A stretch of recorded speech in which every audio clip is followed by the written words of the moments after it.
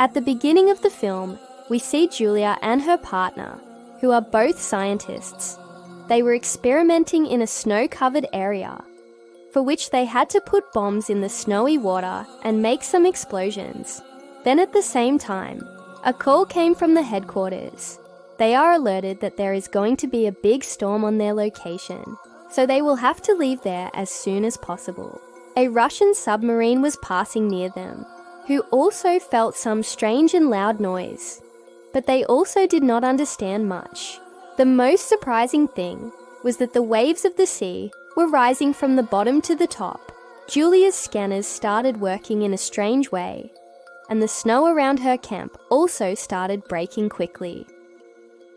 Julia wanted to pick up her research papers before leaving, but the storm had come very close to her, so her partner scientist pulls her to the snow moving, on which she is ridden in the snow. The captain of the submarine found out that this sound was of a living thing, and they immediately started trying to escape from it. But suddenly in the water, that very big thing collides with the submarine. Julia and her partner were trying to run away quickly due to the breaking of the snow, but unfortunately, the snow began to break ahead, due to which their snow moving, which was their only way to get out of there, collided hard and burned to ashes, then sank into the water. In addition, the explosions quickly blew their camp away, and the remaining scientists slowly sank and died. There, the submarine was also constantly suffering losses, and they were sitting on their seats with great difficulty, because everything was shaking violently. After a lot of effort, they managed to fire, that is, to attack the fire, from which we can clearly see the big tentacles coming out of the light. Then a man collided with the screen of the glass, fell far away, and fainted due to the injury. Now before the submarine sank completely, an officer sends an emergency message, and news of the disappearance of the submarine reaches the headquarters of the Russian Navy, because this submarine had very important weapons. So they either save it, or if they could not save it, they send a rescue team to fly it. The name of the scientist who leads this mission is Victor, who is the brother of the captain of the submarine stuck in the water. His family was very worried that Victor would also get stuck there. His mother was very worried, so she gave Victor a watch, which was his father's, which is not in this world. His mother said that she will protect you. Wherever she is, she will take care of you. That night, when Victor reached the docks, he found out that his father's old friend, who is a senior officer, was also going on a mission. Now he was worried that his age has increased a lot, so something might happen to him. After this, all the people in his cruise group get on the submarine. On the same side, Julia and her companion were wandering in the snowstorm. They were trying to catch the signal here that Julia's mind gets lost, and she was about to fall into a deep pit. So her companion saved her at the right time. At the same time, an oil rig signal came in Julia's phone, that is, the place in the sea where the team to dig for oil is located. And now as soon as the signal was received, she made a call. But due to the snowstorm, it was so noisy that the people of the rig could not understand her. And in a little while, the signals went away and the call was cut. Julia's companion was also very upset. He dropped a flare gun towards the sky and sat on the ground due to fatigue. The next morning, the submarine of Victor reached the place of the second submarine, where she was missing. After a lot of preparation, they get into the water. Here the crew notices that the senior officer has taken Victor to a private room, where some senior officers were already present, and they are given a report to read, which makes everyone very upset. Soon rumors of the disappearance of the old submarine spread everywhere. On the other hand, Julia and her companion found a buoy stuck in the snow. The buoy is actually a device that sends signals to the nearby ships floating in the water. Then a hope arose in them that someone would definitely come to find them. After that, they stopped wandering here and there and stopped there. When the submarine got the buoy signal, both immediately started moving in the same direction and the submarine. Suddenly, a lot of whales started moving around the submarine, but the crew members also started trying to go down without hurting them. A whale accidentally collided with the screw head, which a senior officer told the crew to run the sonar, but Victor did not agree to it. Sonar is actually used to find things, communicate with each other, and create waves of sound. But when the sonar was activated, the whales went a little far. But as soon as they closed their eyes, they came back. The crew did not understand anything that what was happening. But then suddenly, all the whales leave from there. And I don't know why suddenly. The lower part of the sea starts rising up. Then a big tentacle starts moving again in the dark, which kills all the whalefish with just one blow. The crew of the submarine could not hear this voice. But then their sonar started giving a signal that a very big creature is going to collide with their submarine. The senior officer thought that maybe an enemy ship is coming, so he ordered the crew members to fire. But Victor did not like this order, so he told the crew to hide quickly. A wall of submarine snow, which had cracks, goes inside it.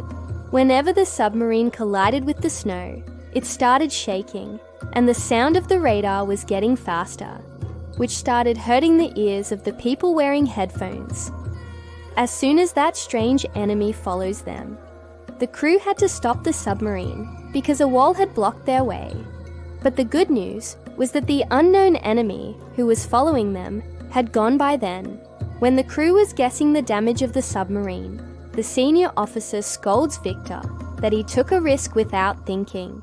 Now they have no option left, so they have to come to the water to fix the submarine.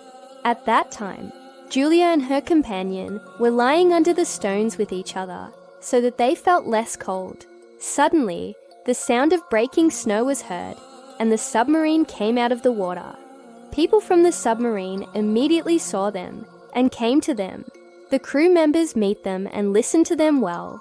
They were not sure if they were of the same submarine or not. Victor checked Julia's companion and then started talking to the senior officer. On this, the senior officer said that leave them here after giving them some food, because it is possible that they are spies from another country. But Victor pitied them, and both were put in the submarine. As soon as the repair work was completed, the submarine went back into the water, and they started searching near the buoy. After the medical checkup, Julia and her companion were given food.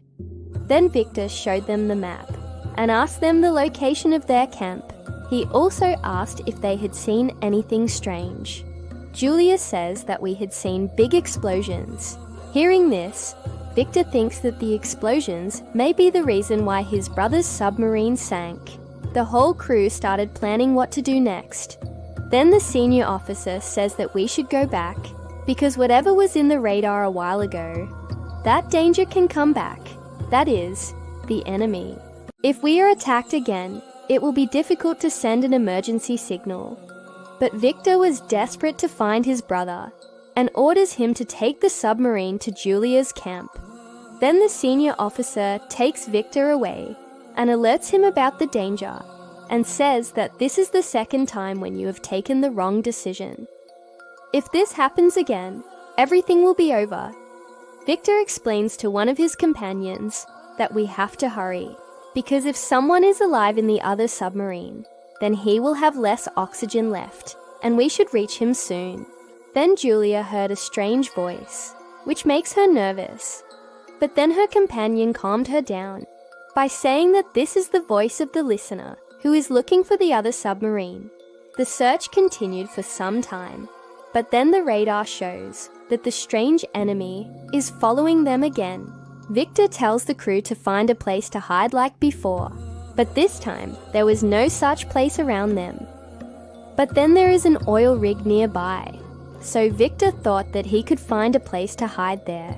When the submarine was getting ready to come to the surface of the water, all the workers of the oil rig saw the big tentacles rising from the sea, seeing whom they fainted. They immediately set off the alarm while sensing the danger, and now as soon as they see, the tentacles start attacking the rig, causing all the buildings to fall. At many places, there were also big explosions. Many workers tried to run away in fear, but they had no place to go because the whole structure was breaking. As soon as the submarine contact with the rig breaks, Victor tried to see what was going on with the help of a telescope.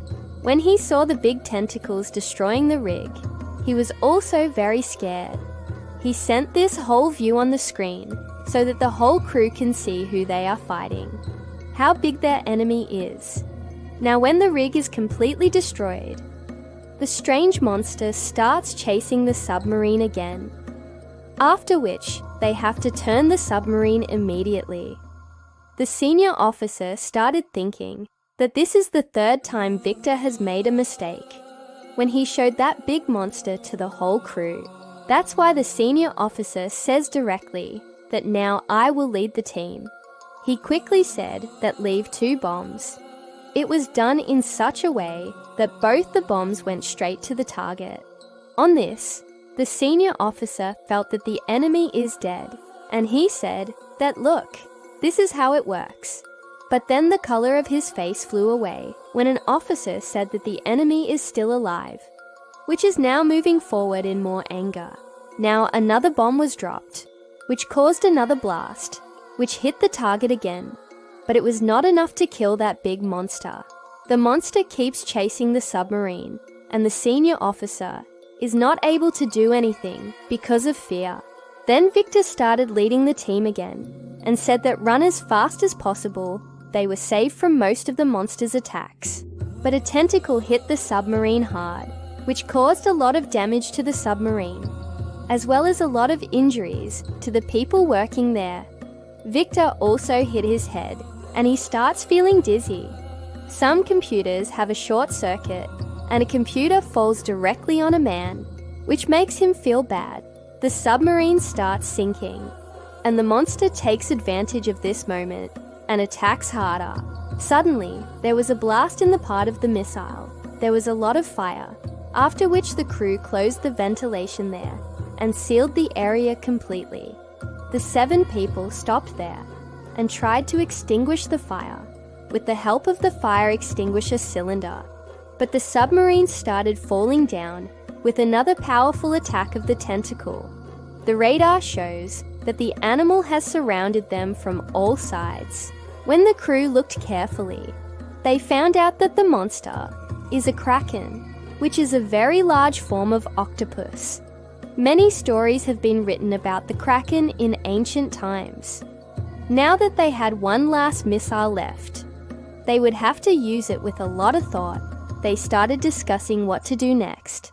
Then Victor said to take the submarine to the silent mode, because usually marine animals hunt with sounds.